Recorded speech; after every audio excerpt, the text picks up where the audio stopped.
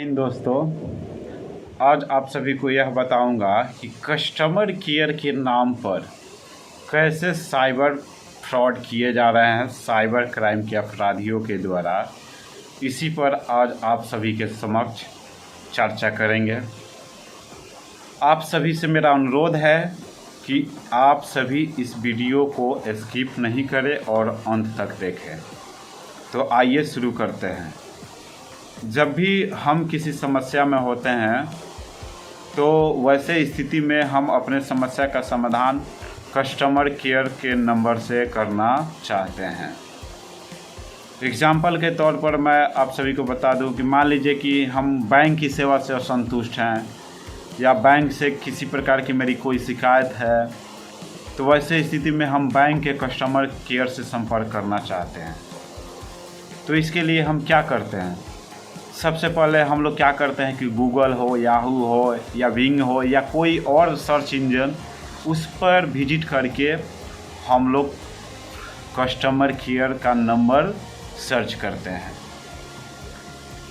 तो मैं आप सभी को बता दूं कि इस प्रकार के जो सर्च वाले इंजन हैं, इस पर अगर आप विजिट करके किसी का कस्टमर केयर का नंबर प्राप्त करना चाहते हैं तो निश्चित रूप से आपके साथ वित्तीय धोखाधड़ी हो सकती है। अब आप किसी प्रकार के सेवा से असंतुष्ट होते हैं या किसी प्रकार के कठिनाई महसूस करते हैं, मान लीजिए कि आपके बैंक के कठिनाई से आप असंतुष्ट हैं, तो मैं आप सभी को बता दूं कि आप जिस बैंक के सेवा से असंतुष्ट है उस बैंक के ऑफिशियल साइट पर जाइए और उस ऑफिशियल साइट पर विजिट कीजिए और वहां से कस्टमर केयर का नंबर पर आप विजिट कीजिए, वहीं के कस्टमर केयर से बात कीजिए। अगर आप गूगल, याहू, बिंग या अन्य किसी सर्च वाले इंजन पर विजिट करते हैं तो वैसे स्थिति में आपके साथ भी साइबर धोखाधड़ी हो सकती है। कुछ ही दिनों पहले की बात मैं बता रहा हूँ। मेरे सबसे करीबी दोस्त हैं, उनके साथ एक घटना हुई है। उस घटना को आप सुनिएगा तो बिल्कुल ही दंग रह जाइएगा। अभी एटीएम एक्सपायरी का डेट चल रहा है। उनका भी एटीएम का डेट जो था एक्सपायरी हो चुका था। उन्होंने क्या किया कि यही जो गलतियां हम बता रहे हैं, उन्होंने यही गलतियां दोहराई। उन्होंने विजिट किया गूगल के सर्च इंजन में और जाकर वहां से कस्टमर केयर का नंबर ले लिया। कस्टमर केयर का नंबर वहां से लेकर उन्होंने फ़ोन किया और बोला कि मेरा एटीएम अभी तक नहीं पहुंचा है। तो मैं आप सभी को बता दूं, जिस कस्टमर से उन्होंने बात किया, वे कस्टमर उनसे पूछा कि आपको क्या दिक्कत है। तो इन्होंने बताया कि मेरा एटीएम जो है अभी तक घर पे नहीं पहुंचा है। इनसे अच्छी तरीक़े से बात किया, अच्छे तरीक़े से इनको ट्रीट किया। उसके बाद इनसे बोला कि आपके एड्रेस गलत हैं, आप अपना एड्रेस सुधार करवाइए, आपके एटीएम आपके घर पर चले जाएंगे।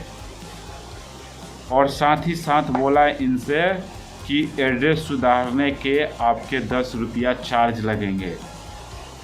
हम लोग एक स्कैनर भेज रहे हैं, इस स्कैनर पर आप 10 रुपया ट्रांजैक्शन कीजिए। इन्होंने बिल्कुल ही यही माना कि ये बैंककर्मी ही हैं और उसके ही कस्टमर हैं। उनके विश्वास में ये आ गए और इन्होंने अपना एड्रेस और जो भी निजी जानकारी था सभी उनको इन्होंने प्रॉपरली शेयर कर दिया। उसके बाद इन्होंने स्कैन करके पैसा भी सेंड कर दिया। दोस्तों, इनके जो अकाउंट थे बिल्कुल ही हैक कर लिए गए। इतना ही नहीं, इन पर जो पैसे कटते हैं उनका भी मैसेज नहीं आ रहा था। लगभग 1.5 लाख रुपये इनके अकाउंट से उड़ा लिए गए। तब जाके जब इनका बैलेंस भी चेक नहीं हो रहा था, किसी वजह से जो साइबर क्राइम के अपराधी थे वे अकाउंट को बिल्कुल ही फ्रीज कर चुके थे, वे हैक कर चुके थे, वे अपने अंडर में ले लिए थे। तो फिर जब इनका अकाउंट बिल्कुल ही नील हो गया तो वैसे स्थिति में इनको पता चला तो इन्होंने हमारे पास फ़ोन किया हुआ था कि मेरे साथ ऐसी घटना हो गई है। तो मैंने उनको यही सजेशन दिया कि आप सबसे पहले साइबर क्राइम के टोल फ्री नंबर जो हेल्पलाइन नंबर है उस पर विजिट कीजिए और कॉल कीजिए। वह टोल फ्री नंबर है 1930। इस पर जब इन्होंने कॉल लगाया तो उन्होंने बताया कि आप काफ़ी विलम्ब कर चुके हैं और ट्रांजैक्शन हिस्ट्री इनसे मांगा गया। उस दिन बैंक भी बंद था, इन्होंने ट्रांजैक्शन हिस्ट्री नहीं उपलब्ध करा पाए, जिसके चलते 1930 पर इनकी शिकायतें दर्ज नहीं हो पाई। फिर इन्होंने अपना लिखित आवेदन दिया, लिखित आवेदन के आधार पर इनका कंप्लेन रजिस्टर्ड हुआ। तो आप सभी से भी मैं यही विनती करूंगा कि जब भी आपको किसी भी तरह का कस्टमर केयर का नंबर चाहिए तो आप जिसका चाह रहे हैं कस्टमर केयर का नंबर उसके ऑफिशियल साइट पर विजिट कीजिए। किसी भी साइट पर आप विजिट मत करिए, अन्यथा बर्बाद हो जाइएगा, लूट जाइएगा। दोस्तों, आप समझ सकते हैं कि एक एक पैसा इंसान कितना मेहनत करके कमाता है। अगर वह पैसा ये साइबर क्राइम के अपराधी चंद मिनटों में उड़ा लेते हैं तो कितना दुख होता है, आप समझ सकते हैं।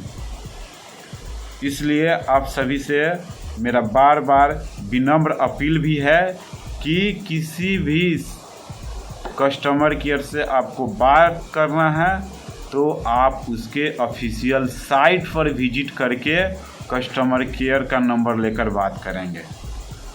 और अब आपको बताना चाहूँगा कि अगर किसी दोस्त के साथ साइबर क्राइम के फ्रॉड हो जाते हैं तो ऐसे स्थिति में कंप्लेन कराने के 3 तरीके हैं। पहला तरीका है, आप हेल्पलाइन नंबर पर बिना विलम्ब किए हुए ट्रांजैक्शन हिस्ट्री, नाम, मोबाइल नंबर, खाता डिटेल्स ये सभी लेकर वहाँ भी आप अपना कॉल करके शिकायत दर्ज करवा सकते हैं। इसके अलावा आप चाहते हैं कि ऑनलाइन माध्यम से हम अपना कंप्लेन रजिस्टर्ड कराएं तो आप साइबर क्राइम के पोर्टल पर भी विजिट करके अपना ऑनलाइन शिकायत रजिस्टर्ड करवा सकते हैं। उसका पोर्टल है www.cybercrime.gov.in। इस लिंक पर विजिट करके आप ऑनलाइन अपना कंप्लेन रजिस्टर्ड करवा सकते हैं।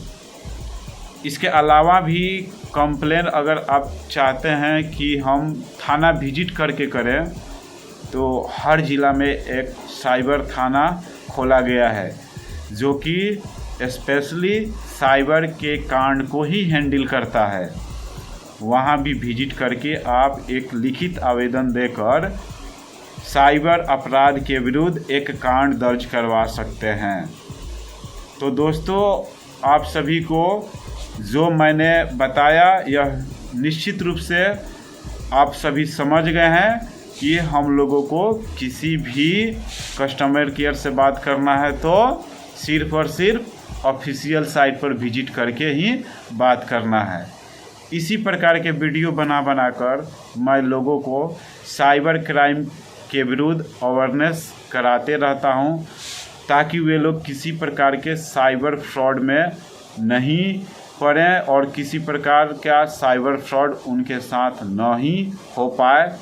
अगर आप भी चाहते हैं कि इस प्रकार के अवेयरनेस से हमेशा अपडेट रहें और अवगत रहें तो इस चैनल को निश्चित रूप से आप सभी सब्सक्राइब कर लीजिए।